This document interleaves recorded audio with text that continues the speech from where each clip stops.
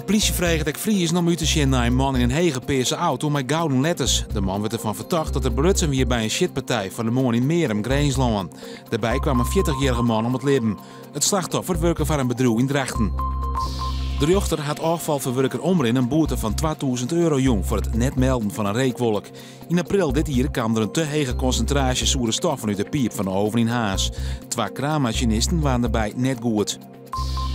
Groente en fruit dit wat mij is en daarom net in de supermarkten komt, maar ten naar de voedselbanken. Dat is het plan van Laan- en Tuinbouworganisatie LTO Noord. Voedselbanken hebben stuit botverlet van groente en fruit. Het stationgebied in Ljouwert zocht de Sint-Joert weer opruimen uit.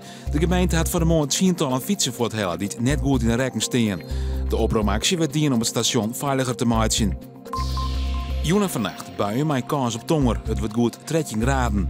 Morgen wissel je buien en zinnen naar dan een temperatuur van op zijn heegst 18 graden.